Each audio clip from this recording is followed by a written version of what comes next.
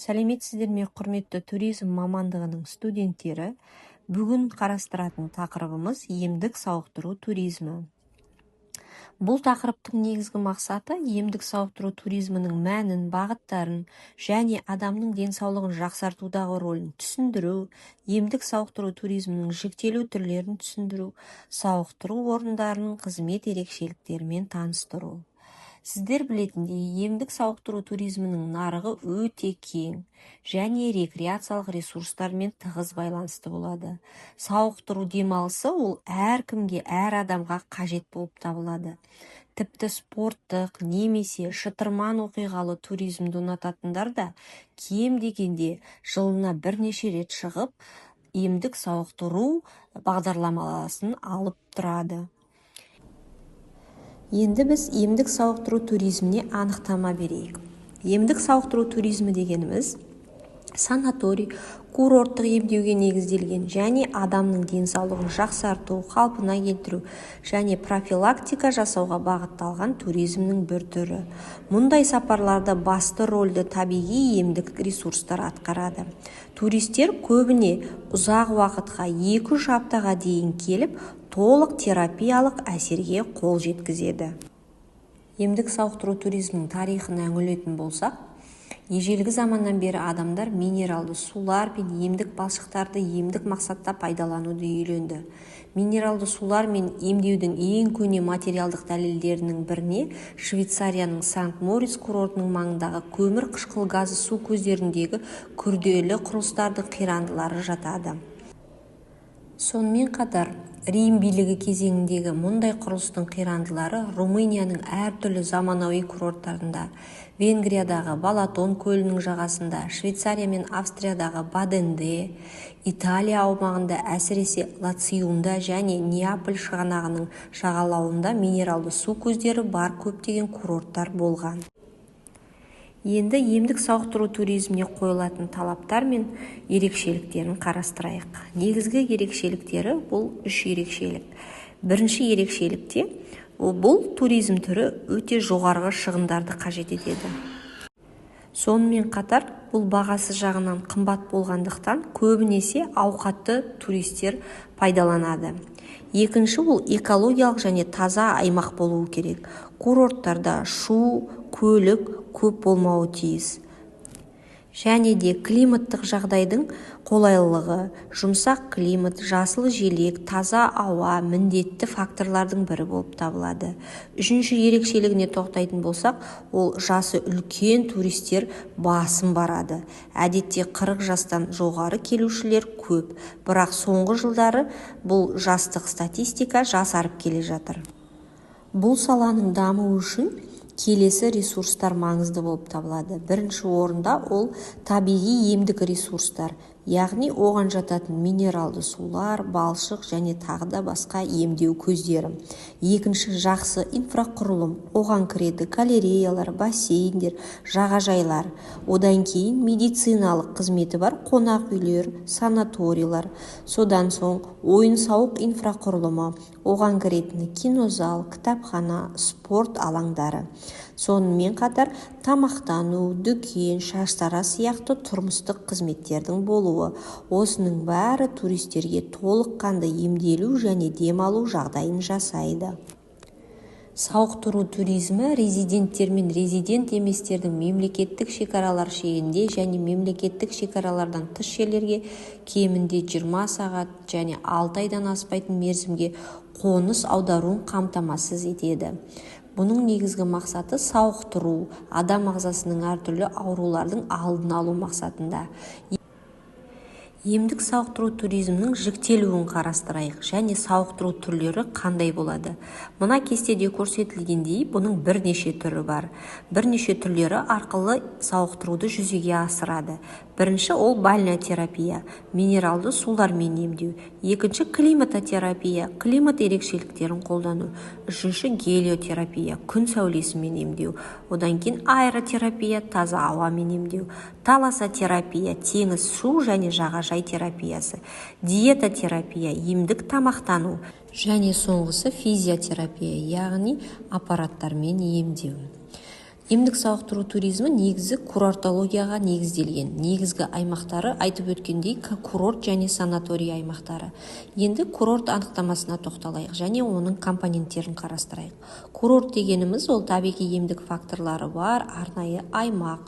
Курортты құру үшін 3 негіз қажет. Бірінші ол табиғи емдік факторлар, оған жататын су, балшық, климат. Одан кейін қолайлы экологиялық орта. Сонымен қатар санаторийлар мен медициналық орталықтар. Курорттардың түрлері климаттық, бальнеологиялық, балшықтық, климатты бальнеологиялық, бально-балшықтық ерекше табиғи факторлары бар курорттар болып табылады. Кез келген курорттың мамандануын курорттық факторлар анықтайды. Курорттағы науқастардың профилактикасы, терапиясы және медициналық оңалту мақсатында қолданылатын табиғи емдік факторлар жатады. Негізінен курорттарға келесі талаптар қойылады. Бірінші ол курорттың қалыпты жұмыс істеуін қамтамасыз ететін табиғи емдік факторлардың болуы. Екінші, курорттық факторларды ұтымды пайдалану үшін қажетті техникалық құрылғылар мен ғимараттар, оның ішінде бассейндер, балшықпен емдеу орындары, жағажайлар және тағы басқалардың болуы. Үшінші, ол емдеуге және тұрғын үйге арналған арнайы бейімделген үй-жайлар, санаторийлар, демалыс үйлері. Сонымен қатар науқастар мен демалушыларға медициналық қызмет көрсететін емдеу профилактикалық мекемелердің болуы, сауықтыру мекемелерінің, спорт ғимараттарының және алаңдардың болуы, ыңғайлы кіреберістер мен қатынас құралдары және абаттандырылған аумақ, электрмен және сумен жабдықтауды, кәрізді қамтамасыз ететін инженерлік техникалық құрылыстар жатады. Қазіргі таңда емдік сауықтыру туризмі бойынша көш бастап тұрған бірнеше елдерді атап айтсақ болады. Мына слайдта көрсетілгендей ең әлемде танымал курорттардың бірі ол Будапешт, яғни Венгрия мемлекетіндегі, және Австрия, Каринтия деп аталады. Бұл курорттар минералды суы, емдік балшығы және ерекше табиғи ресурстарымен танымал. Сонымен қатар қазіргі таңда Чехия курорттық санаторлық емдеуге туристердің келу саны бойынша Европа елдерінің көшін бастап тұр. Чехияның ұлттық туризм басқармасының мәліметі бойынша оған жыл сайын 70-тен астам елден 50 мыңға жуық адам емделуге келеді екен. Чехия мемлекетінің Карловы Вары аймағы бүгінде барлық 5 құрлықтан келушілерді қабылдайды. Бірақ курортты ресейліктер мен неміс туристері ерекше жақсы көреді. Негізінен Карловы Варыда ас қорыту жолдары мен зат алмасу аурулары емделеді. Емдік сауықтыру туризмнің емдеу бағдарламаларына келетін болсақ, бұл санаторий курорттық ұйымдар келесі бағдарламаларды ұсынады. Мысалы, артық салмақты түзету, созылмалы ауруларды емдеу, оңалту бағдарламалары, спа, геронтологиялық бағдарламалар. Бағдарлама туристің жасына, денсаулық қалпына байланысты арнайы таңдалады. Емдік сауықтыру туризмін ұйымдастыру барысында тур бағдарламаларына арнайы талаптар қойылады. Мысалы, сауықтыру турларын ұйымдастыру кезінде экскурсиялар тым көп болмауы керек. Тамақтану диетолог тағайындалған мәзірге сәйкес болуы қажет. Орналастыру орны тыныш жерде орналасуы қажет. Қызметкерлер кәсіби әрі жауапты болуы тиіс. Жалпы сауықтыру турлары демалыс пен емдеуді біріктіретін ерекше туристік өнім болып табылады. Әдетте, сауықтыру және іскерлік турларды бірлесіп өткізуге жол берілмейді. Өйткені олар ырғағы жағынан қарама-қайшы және бір-бірінің сапасына кері әсерін тигізеді. Сонымен сауықтыру туризмнің маңыздылығы бойынша туризмнің негізгі түрі деп атауға болады.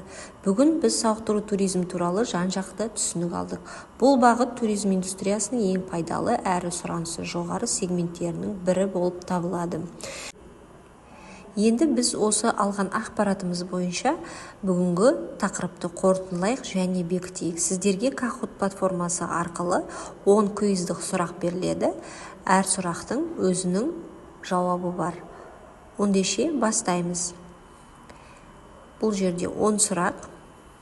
Дайын болсаңыздар, бірінші сұраққа тоқталамыз.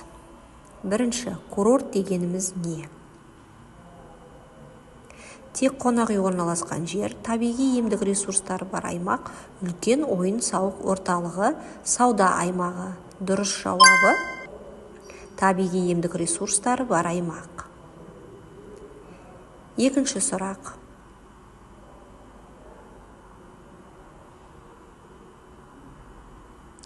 Бальная терапия нені білдіреді? Минералды сумен емдеу, балшықпен емдеу, таза ауамен емдеу, күн сәулесімен емдеу, яғни минералды сумен емдеу. Келесі, таласотерапия қай ресурсқа негізделеді? Тау климатына, орман ауасына, балшыққа, теңіз суы мен жағажайға. Дұрыс жауабы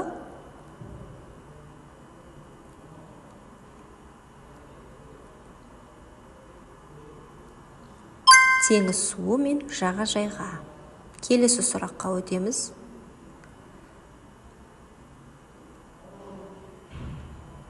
Курорттарға қойылатын талаптың бірі. Көлік көп аймақта болуы, өнеркәсіп жанында орналасуы, экологиялық таза тыныш орта, базарға жақын болуы. Дұрыс жауабы экологиялық таза тыныш орта.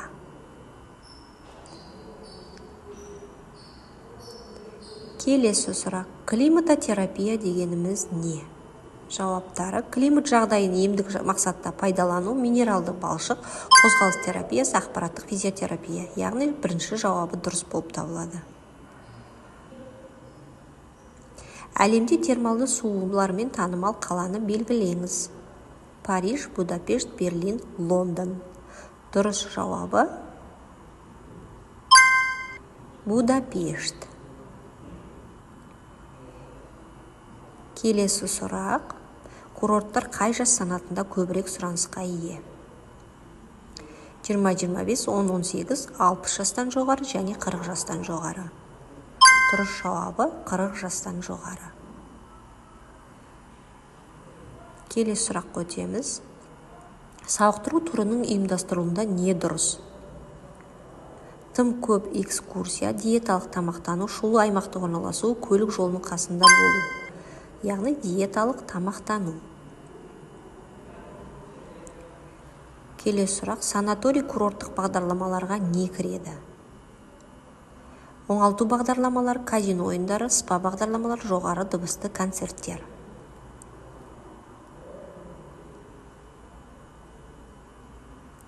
Дұрыс жауабы спа бағдарламалары. Келесі соңғы сұрақ. Қазақстанда курорттық туризмді дамытуға қай аймақ үлгі бола алады? Сарыағаш, Алматы, Бурабай, Балқаш. Жауабы, дұрыс жауабы әрине бұл Сарыағаш. Бүгінгі тақырыпқа назар қойып тыңдағандарыңызға көп рахмет. Келесі кездескенше.